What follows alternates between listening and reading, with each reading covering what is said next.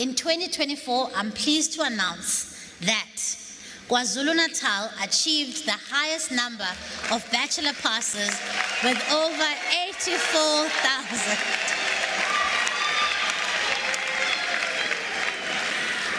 KwaZulu-Natal received 84,000 bachelor passes. Straight on their heels is Gauteng with over 66,000 bachelor passes. And right after them is the Eastern Cape with over 45,000 bachelor passes. I'm also incredibly encouraged by the fact that approximately 67% of our bachelor passes achieved in 2024 come from quintile 1 to 3 schools, which are typically our poorest communities. This percentage represents a massive increase from 2023. And colleagues, this means that our poorer communities are producing more and more candidates who can become doctors, who can become engineers, who can become accountants, and who can change the lot of their lives and their families. And this is the power of education to transform lives and uplift families from poverty that Utatu Mandela was talking about. There appears to be a noticeable link between Access Minister of Social Development, you are here tonight. There appears to be a noticeable link between those learners and those candidates who have access to social grants and learner performance, something that requires further investigation. This speaks to the importance of social protection that is afforded to the poorest of South Africans. It is also important to note that girl learners performed better than boy learners in obtaining bachelor passes. This performance trend is also visible in other parts of the schooling system, with boy learners staying longer in the system than girl learners. While we are succeeding in reducing the historical challenge faced by the girl child in obtaining an education, our interventions do need to be strengthened and broadened so that we do not leave the boy child behind. Ladies and gentlemen, the class of 2024 achieved an impressive number of over 319,000 distinctions.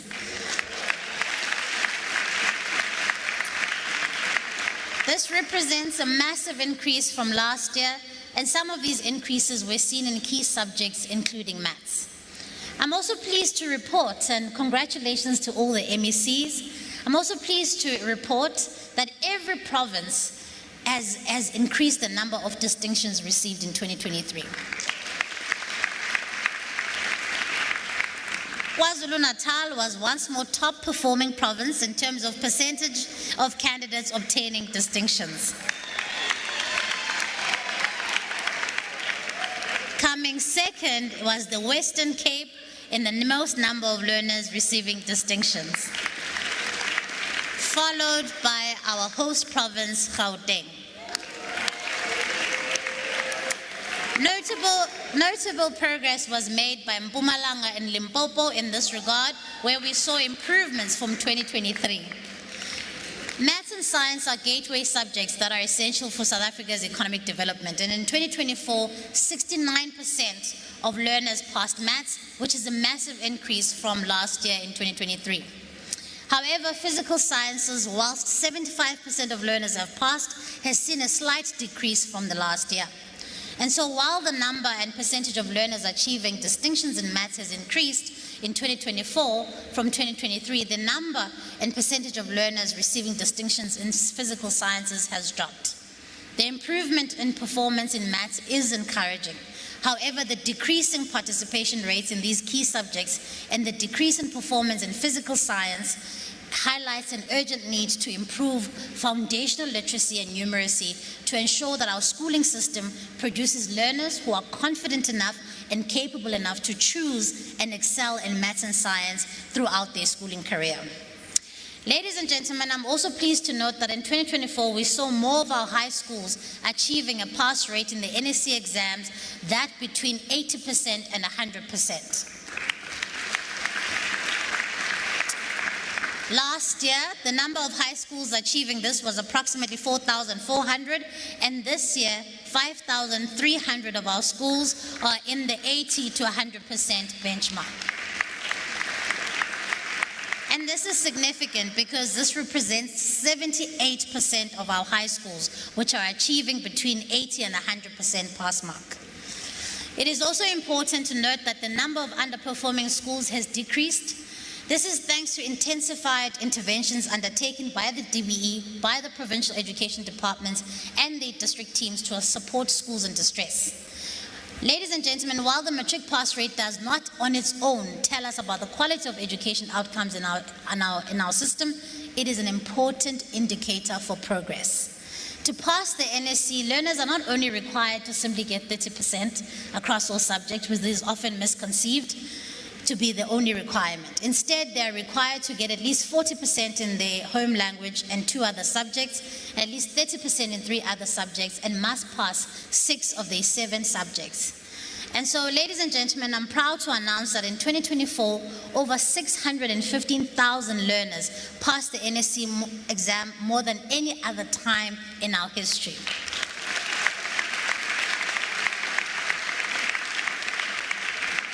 And here's the big one, perhaps you've been waiting for the whole night. South Africa's national pass rate for the 2024 National Senior Certificate has therefore increased from 82.9% in 2023 to 87.3% in 2024.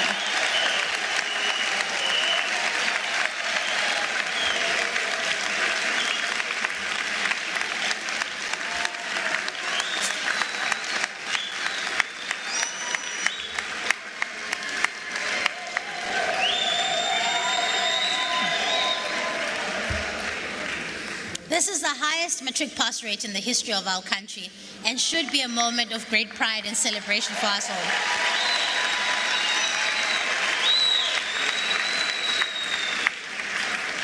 When we consider the number of learners that progressed from grade 10 to 12 and we have achieved a throughput rate of 63%.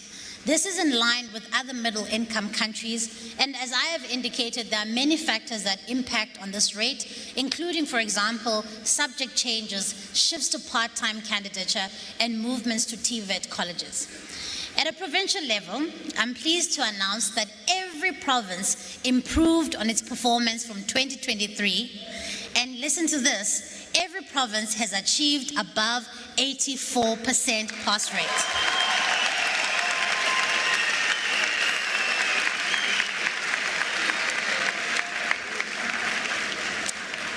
The Free State is the best performing province, increasing its pass rate from 89% to 91%.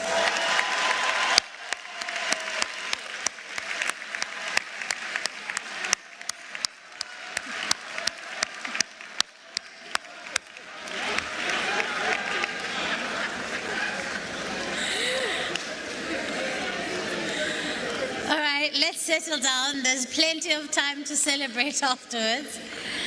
KwaZulu-Natal at number 2 from 3 points.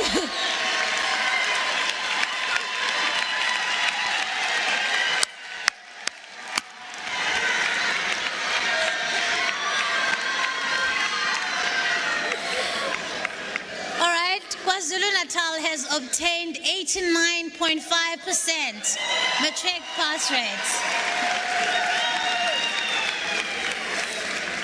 Number 3 is Gauteng with 85. Oh, sorry, wait. You see, you're disturbing me. Number 3 is Gauteng. It has increased from its pass rate of last year of 85.4% to 88.4% in 2024. And the Northwest comes in at number 4 and has obtained 87.5% of their pass rate.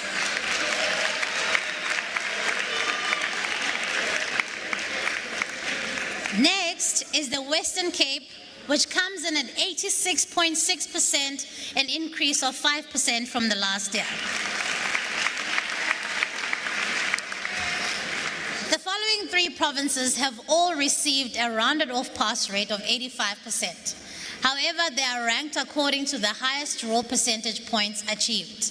Limpopo comes at number 6, which is a 5% increase, sitting at 85.1%. Mpumalanga comes in at number 7, an increase of 8%, taking them to 84.9%. The Eastern Cape comes in at 8 with an increase of 3.6%, taking them to 84.98%. The MEC did say that 85% is possible, and indeed, MEC, 85% is possible. The Northern Cape is coming at number 9 with 84.2%. But I must add, it's also important to note that the Northern Cape is the most improved province. It has surged by 8.3% from last year.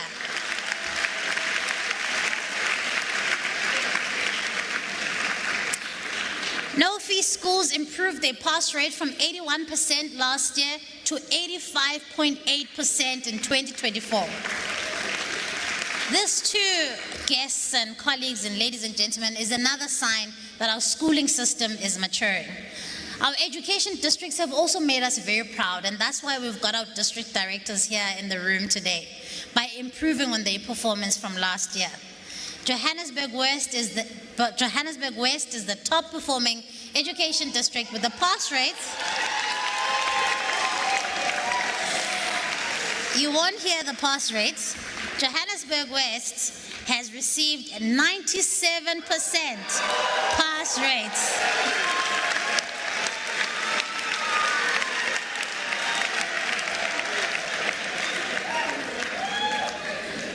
And it is followed by Fezile Dabi Education District in the Free State at 93.5%. And it is followed by Umkhanyakude Education District in KZN at 92.8%. And now, guests, it's even more reason for us to smile is the fact that 73 out of the 75 districts have obtained a pass mark higher than 80%. Ladies and gentlemen, our district directors deserve our praise and our thanks for the incredible work that they've been doing.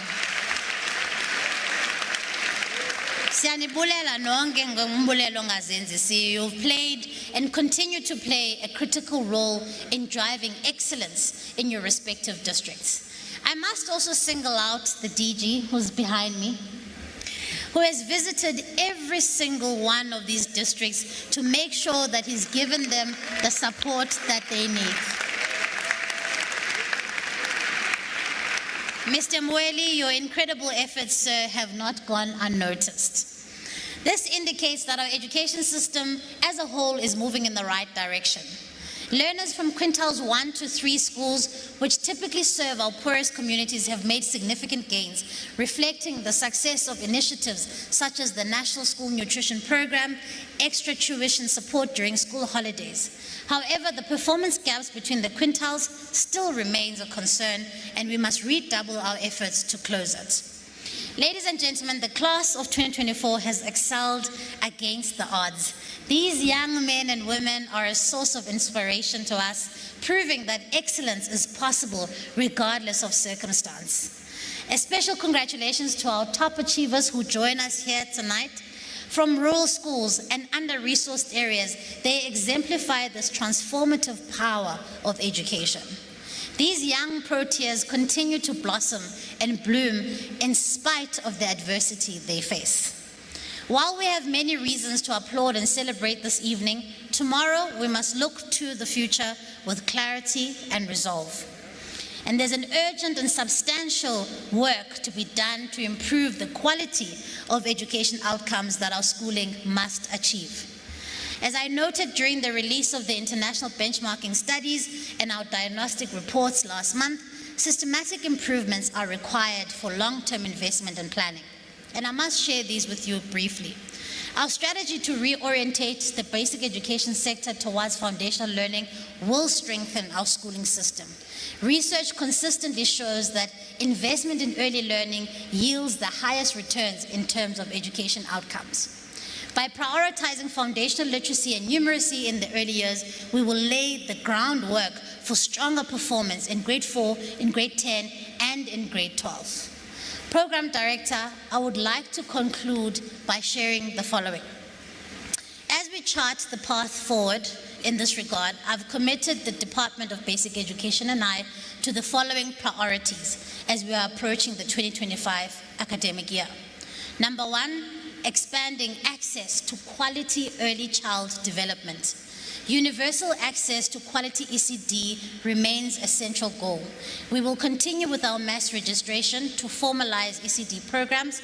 We will align this with the national curriculum for ECD, supported by the newly developed learning and teaching material. And we will also prioritize the professional development of ECD practitioners and their integration into the basic education system. This is absolutely important. Number two, improving teacher support and development, particularly in the foundation phase. Teachers are the backbone of our education system. We will intensify support for teacher training with a strategic focus of improving literacy and numeracy in the foundation phase. We will also make sure that the Funza Lushaka bursary scheme prioritizes students who wish to pursue careers in the foundation phase.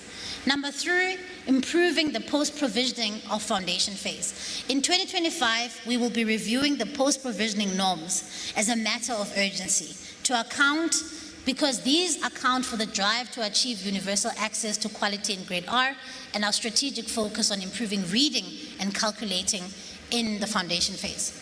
Our norms have not been updated in over 20 years to determine how educator posts are distributed to public schools. Strengthening the curriculum in delivery for foundation phase, this will be a massive priority for us going forward. And finally, and certainly last but not least, protecting teaching and learning time. If we are to improve the quality of education outcomes, we need to protect teaching and learning time, ensuring that our teachers are at school, teaching for the entire day, for 230 days per year, to ensure adequate coverage of the curriculum. I would like to reiterate my call to the entire sector for us to work together to make sure that this happens. And so to the class of 2024, I say, you have proven that determination and hard work can overcome even the most formidable of challenges. As you embark on the next chapter of your lives, know that you carry the hopes and aspirations of an entire nation. To the basic education sector, including all our partners, I say, as we celebrate the achievements of the class of 2024, let us remember that the successes of our education system is not measured solely by statistics, but by the lives that have been transformed, the barriers that have been broken, and the futures that have been unlocked.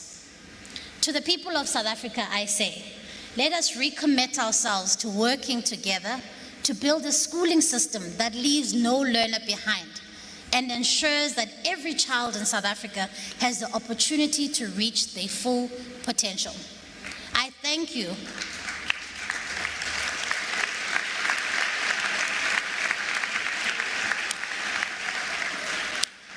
I thank you for entrusting me with the future of your children. Being able to serve you is the biggest honor of my life, and for that I'm eternally grateful. Intombi yasemawusheni ibamba ngazo zozibini ngokundamkela. Ndiyathembisa ukuba the oath of office I took to uphold the Constitution of this country remains my guiding principle in delivering this important service, educating our nation so that we can rescue millions out of poverty and unemployment. I thank you. Ndiyabulela.